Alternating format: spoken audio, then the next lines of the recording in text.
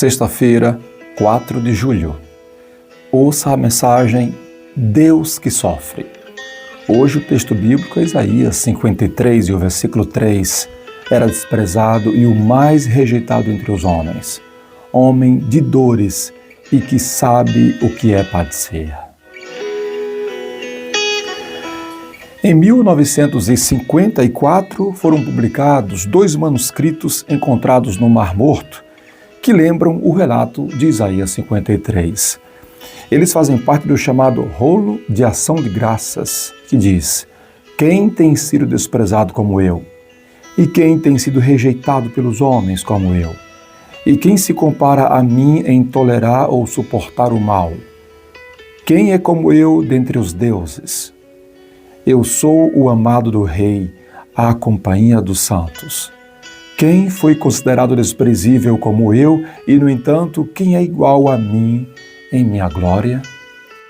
Esses manuscritos foram terrivelmente danificados, enquanto outros estavam normalmente enrolados, levando alguns a suspeitar que isso não tinha sido algo acidental. Pesquisadores deduzem que os poemas foram propositadamente rasgados e amassados na antiguidade, possivelmente devido ao seu caráter polêmico. A ideia de um Deus sofredor já incomodava naquela época. É notória não somente a semelhança com Isaías 53, mas também o paradoxo de um servo que sofre incomparavelmente para depois ser glorificado.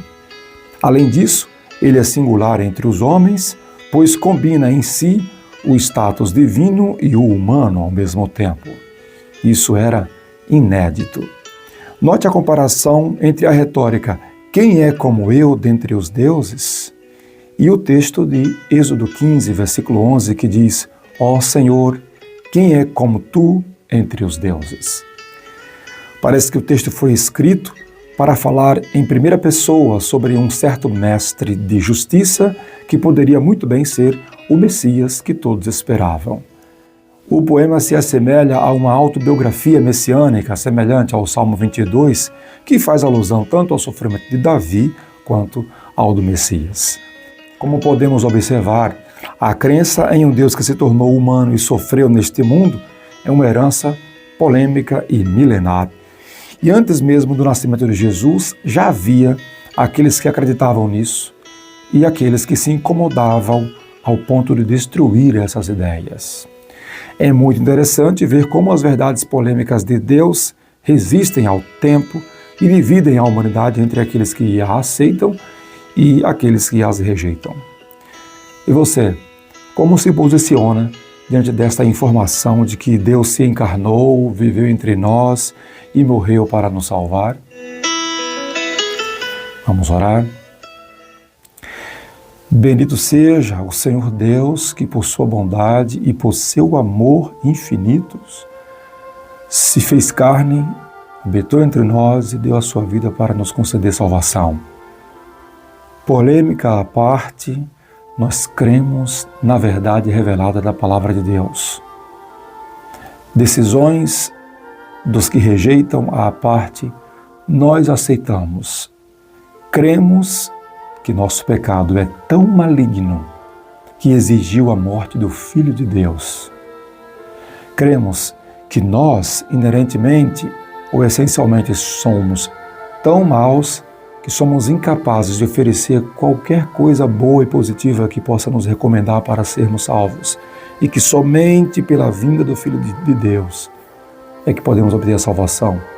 Por isso cremos que Deus amou o mundo de tal maneira que deu o seu Filho, a única solução para nós, para que, crendo nele, a única forma de sermos salvos, pudéssemos nos livrar da corrupção e da morte eterna.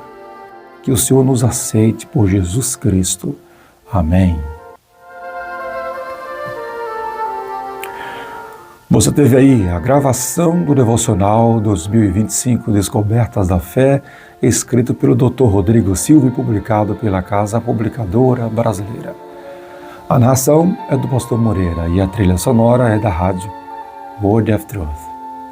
Obrigado, você que nos ouve no nosso canal do YouTube Cultura Bíblica e registra ali a sua audiência. Também agradecemos a você que nos ouve nas diferentes redes sociais.